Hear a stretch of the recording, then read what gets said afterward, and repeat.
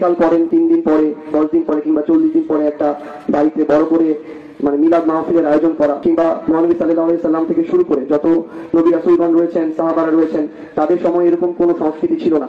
এটাতে লাভ হওয়ার তো কোনো সম্ভাবনাই নেই, বরং তার জন্য গুনাহের কোনো উপলক্ষ তৈরি হয়ে যেতে পারে। আসসালামু আলাইকুম। আমাদের সমন্বয়ক সার্জিস আলমকে আমি জিজ্ঞেস করতে চাই, মৃত মানুষের জন্য যদি মানে খাবারের আয়োজন করাটা বেদাত হয়, ভালো কাজে না হয়, তাহলে আপনি যে কনসার্টে গিয়েছিলেন যেখানে উলঙ্গ নাচানাচি বা বাজনা সহকারে গান বাদ্য হয়েছিল, বা যেখানে মানে নর্তকীরা নাচানাচি করেছিল, সেই প্রোগ্রামে যে আপনি গিয়েছিলেন সেটা কি জায়েজ ছিল? অবশ্যই আপনি বলবেন যে এটা নাজায়েজ ছিল। যাই হোক, আসলে নাজায়েজ কাজ আমরা সবাই করি, এটা ভিন্ন জিনিস। আমি মূল আলোচনায় ঢুকতেছি।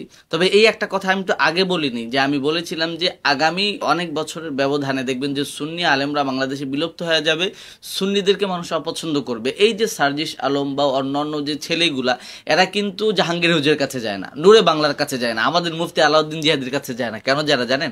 কারণ এদেরকে শিক্ষিত সমাজ ভালো জানে না। আপনি নিরপেক্ষ দৃষ্টি দিয়ে দেখলে এটাই বাস্তবতা, আপনি বিশ্বাস করেন আর না করেন। কিন্তু এদের কাছে শায়েখ আহমদুল্লাহ, মিজানুর রহমান আজহারি এবং অন্যান্য যে আলেমরা আছে তারা ঠিকই পৌঁছিয়ে গিয়েছে। কেন পৌঁছিয়েছে জানেন? তারা তাদের মাধুর্যতার মাধ্যমে মানুষের কাছে পৌঁছে গিয়েছে, যেটা আমাদের গরম সুন্নি ভাইয়েরা পৌঁছাইতে পারে না। যে মেইন আলোচনায় আসি, যে মৃত মানুষের জন্য মানে যারা দুনিয়া থেকে চলে যায়, এদের জন্য খাবারের আয়োজন করা যাবে কিনা। দেখেন, একটা মানুষ যখন দুনিয়া থেকে বিদায় নেয়, আমি একজন সাধারণ মানুষ হিসাবে মন্তব্য করব, কোন রকমের দলিলে যাচ্ছি না। দুনিয়া থেকে বিদায় নেয়, সে আর কোনো আমল করতে পারে না, তার ব্যক্তিগত কোনো আমল তখন আর অ্যাড হয় না। তো সেক্ষেত্রে সে একটা জিনিস পায়, সেটা হচ্ছে কি সদকায়ে জারিয়া। যদি তার পক্ষ হয়ে কেউ কাউকে সদকা করে বা কোনো ভালো কাজ করে, তার পক্ষ হয়ে বা তার জন্য দোয়া করে, সেটা মৃত ব্যক্তির কবরে পৌঁছে বা তার সওয়াবে অ্যাড হয়, এটা তার জন্য উপকারে আসে। সেক্ষেত্রে আমি দেখেছি অনেক আলেম ওলামাই মৃত ব্যক্তির জন্য ইসালে সওয়াবের জন্য মাহফিলের আয়োজন করে বা খতমের আয়োজন করে, বা অনেক সময় দেখা যায় যে দোয়ার আয়োজন করে, বা মৃত ব্যক্তির ইসালে মা বাবার ইসালে সওয়াবের জন্য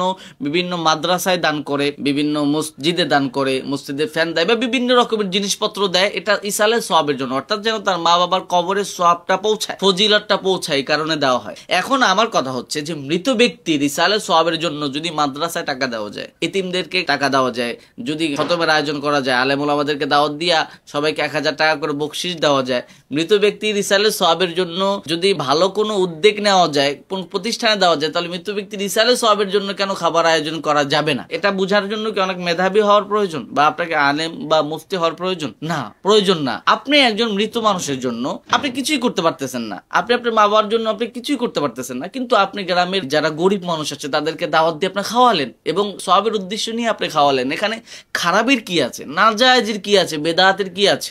হ্যাঁ, এখানে একটা কথা হতে পারে যে নির্ধারিত একটা দিনকে ধার্য করে খাওয়ানো, এই জিনিসটা ব্যক্তিগতভাবে আমি অ্যাভয়েড করতে চাই। নির্ধারিত কোনো দিনকে ধার্য করে আমি এটা নিয়ে কোনোভাবেই আগ্রহ প্রকাশ করতে চাই না। নির্ধারিত দিন, সেটা 40 দিনও হতে পারে, 15 দিনও হতে পারে, 5 দিনও হতে পারে, 4 দিনও হতে পারে, এনিওয়ান যে কোনো সময় হতে পারে।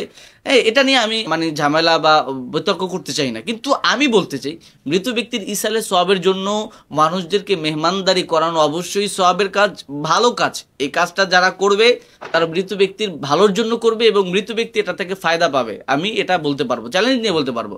সুতরাং এসব জিনিসগুলো মানুষদেরকে না বুঝায়া একটু মানুষদেরকে ভালো কিছু বুঝানো দরকার। এরপর আসুন যে সার্জিস আলমের বিষয়ে আমি যেটা বলবো। দেখেন, সমন্বয়ক সার্জিস আলম ভাই, আপনার কাছে আমার অনুরোধ থাকবে, যেহেতু আপনারা বাংলাদেশের মানুষদের প্রতিনিধিত্ব করছেন এবং যেই বিষয়গুলো ইখতিলাফ আছে, যে বিষয়গুলো নিয়ে সুন্নি বা দেখা যাচ্ছে কি ওলামায়ে দেওবন্দ, আহলে হাদিস, জামাত ইসলাম, বিভিন্ন ঘরানার মধ্যে ইখতিলাফ আছে, আপনি ব্যক্তিগতভাবে একটা বিষয় মানতেই পারেন, আপনার এটা ব্যক্তিগত বিষয়।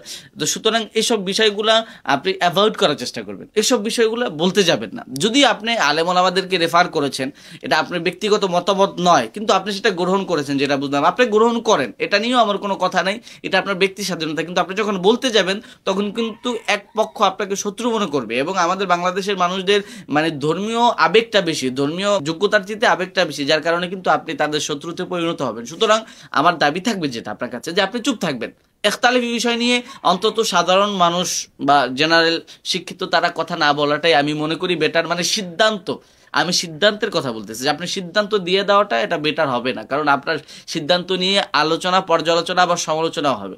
সুতরাং আপনাদের পর্যায়ে যারা আছে, সমন্বয়ক বা বিভিন্ন রাজনৈতিক ব্যক্তিত্ব যারা আছে, যারা অনেক জ্ঞানের অধিকারী রাখে না বা বিভিন্ন রকমের দলিল আদিল্লার মাধ্যমে মানুষদেরকে বুঝাতে পারবে না, তারা অবশ্যই চুপ থাকবেন।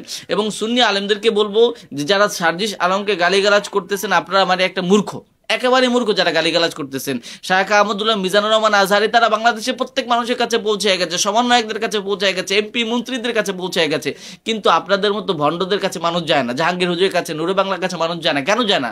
মানুষ জানে এরা ভণ্ড, এদের কাছে ভালো জিনিস পাওয়া যাবে না। যদিও ভালো জিনিস আছে, কিন্তু এদের যে পরিবেশ, এদের যে কথাবার্তা শুনে শিক্ষিত মানুষ তাদের কাছে যাবে না। এটা আপনাদের দোষ, আপনার জন্য নিজেরা সংশোধন হন। এই যে সমন্বয়ক সার্জিস আলমকে গালি দিয়েন না, তিনি যা করেছে তিনি ভালোটা দেখেই করেছে, শিক্ষিত মানুষের কাছে গিয়েছে, এটা তার ব্যক্তিগত মেজাজ থেকে সে গিয়েছে, কারণ আপনাদের জন্য এটা হয়েছে। সুতরাং আপনারা সংশোধন হন, আপনারা শিক্ষিত হন, মার্জিত হন, আপনারা মানুষদেরকে কথা বলার ক্ষেত্রে নমনীয়তা আপনারা বজায় রাখেন এবং মানুষদেরকে সুন্দরভাবে বুঝান।